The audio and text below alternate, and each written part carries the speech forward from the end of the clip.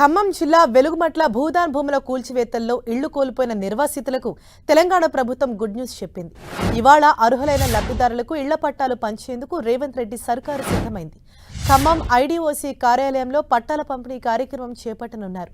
Deputy CM Bhatti Vikramarka చేతుల మీదుగా నిర్వాసితులకు పట్టాల పంపిణీ జరగనుంది. దీనికి సంబంధించి సర్వం సిద్ధం చేశారు అధికారులు.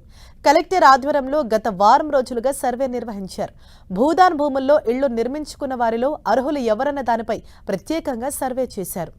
మొత్తం 766 మంది బాధితులుండగా వీరిలో 412 మందిని అర్హులుగా ప్రభుత్వం గుర్తించింది. వీరిలో 311 మందికి ఇంటి స్థలంతో పాటు ఇందిరమ్మ ఇళ్లు మంజూరు పత్రాలు, మరో 101 మందికి ఇందిరమ్మ ఇళ్లు ఇవ్వాలని ప్రభుత్వం నిర్ణయించింది. అర్హులను పిలిచి రెవెన్యూ అధికారులు టోకెన్లు పంపిణీ చేశారు.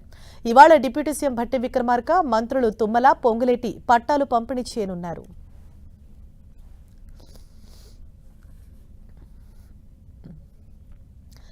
దీనిపై మరింత సమాచారాన్ని ఖమ్మం నుంచి మా ప్రతినిధి సైదులు మనకు అందిస్తారు. సైదులు, ఇవాళ అర్హులైన పేదలకు నిర్వాసితులకు పట్టాలు పంపిణీ చేస్తున్నామంటున్నారు. అంటే ఎంత మందికి ఇవాళ పట్టాల పంపిణీ ఉండనుంది, మిగతా వారి పరిస్థితి ఏంటన్న ప్రశ్నలు కూడా ఉత్పన్నమవుతున్నాయి. సో ఓవరాల్ గా డీటెయిల్స్ ఏంటి? సరిష, భూదాన భూముల్లో భూ నిర్వాసితులకు ప్రభుత్వం గుడ్ న్యూస్ చెప్పిందని చెప్పుకోవచ్చు. ఎందుకంటే ఇప్పటికే దాదాపు గత నెల 24వ తారీఖున అక్కడ ఉన్నటువంటి పేదల ఇళ్లను తెల్లవారుజామునే కూల్చివేసిన పరిస్థితి మనం చూసాం. ఆ తర్వాత వారంతా కూడా తీవ్ర ఇబ్బందులు పడిన పరిస్థితి అయితే ఉంది.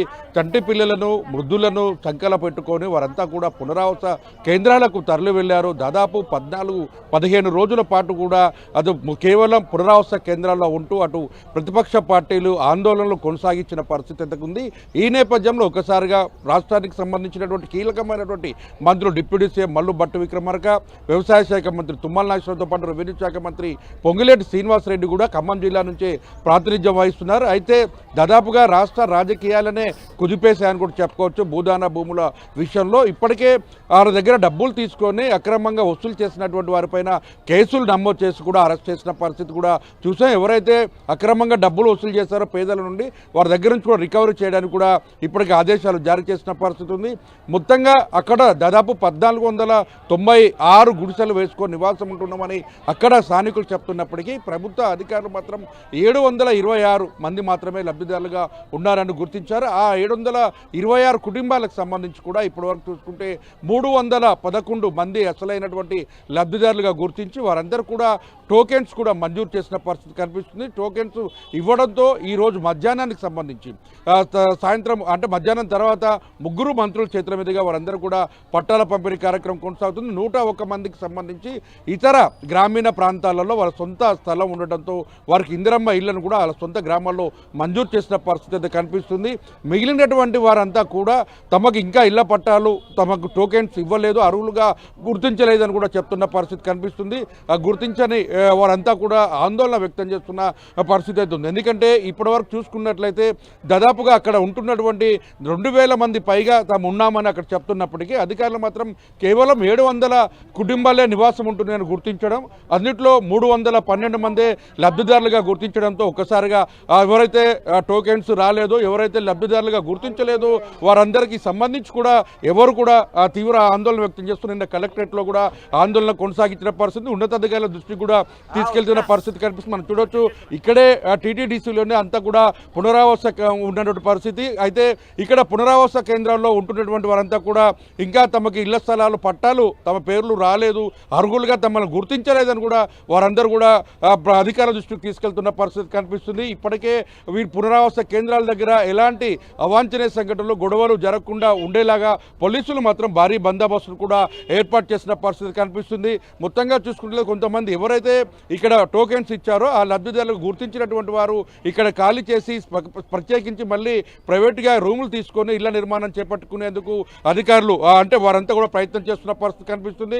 రాష్ట్ర రాజకీయాలను కుదిపేసిన వెలుగుమట్ల భూదాన భూముల విషయంలో మాత్రం ప్రభుత్వం ఒకవైపు కీలకమైన నిర్ణయం తీసుకోవడంతో అటు ప్రతిపక్ష పార్టీలకు కూడా చెక్ పెట్టినట్టుగా చెప్పుకోవచ్చు.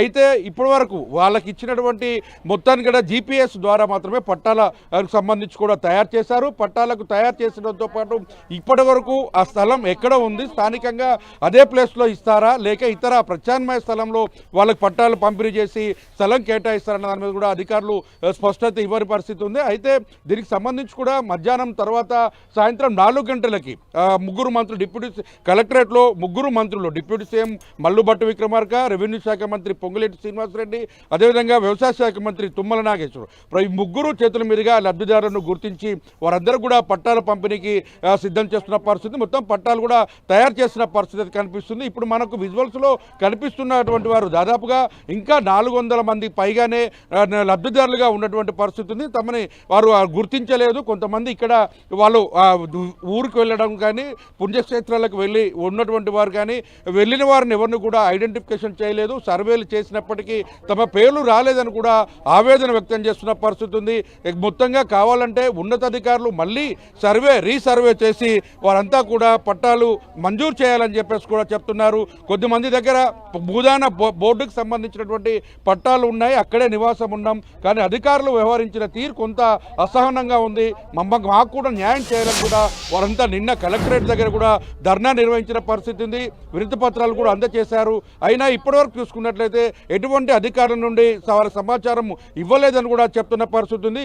అయితే మొత్తంగా చూసుకున్నట్లయితే మరికొద్ది సేపట్లోనే భూదాన భూములకు సంబంధించినటువంటి ఎవరైతే నిర్వాసితులు ఉన్నారో వారందరూ కూడా పట్టాల పంపిణీకి సంబంధించిన కార్యక్రమం కొనసాగనుంది. దీనికి అన్ని ఏర్పాట్లు కూడా అటు రెవెన్యూ అధికారులు చేస్తున్న పరిస్థితి ఉంది. అయితే ఇప్పటికీ దీనికి సంబంధించి నిజంగా చెక్ పెడితే ఇంకా కొంతమంది లబ్ధిదారుల పరిస్థితి ఏంటి, వాళ్ళని ఎప్పుడు ఐడెంటిఫికేషన్ చేస్తారు, మిగిలిన భూమి పరిస్థితి ఏంటి, అక్కడే ఇస్తారా ఎక్కడ ఇస్తారన్న దాని మీద కూడా ఐడెంటిఫికేషన్ కూడా చేయాల్సిన పరిస్థితి ఉంది. అధికారులు సర్వే నిర్వహించి పేర్లు ఎవరైతే రాలేదో అక్కడ పూర్తిగా నివాసం ఉన్నటువంటి వారిని మరోసారి సర్వే చేసి తమను ఆదుకోవాలని కూడా స్థానికులు కోరుతున్న పరిస్థితి కనిపిస్తుంది. నిర్వాసితులు ఆందోళన వ్యక్తం చేస్తున్న పరిస్థితి. తమతో పాటు ఉన్నటువంటి వాళ్ళకి ఇచ్చి తమను విస్మరించడం ఎంతవరకు సబబని కూడా అధికారుల తీరును ప్రశ్నిస్తున్నారు. మొత్తంగా భూదాన యజ్ఞం రాష్ట్ర రాజకీయాలు కుదిపేస్తే ఇప్పుడు ఆ రాష్ట్ర రాజకీయ చెక్ పెట్టేందుకు రేవంత్ సర్కార్ తీసుకున్న నిర్ణయంతో ఎవరైతే టోకెన్స్ తీసుకున్నారో స్థలం వస్తుందో వారంతా కూడా హర్షాన్ని వ్యక్తం చేస్తున్న పరిస్థితి కనిపిస్తుంది.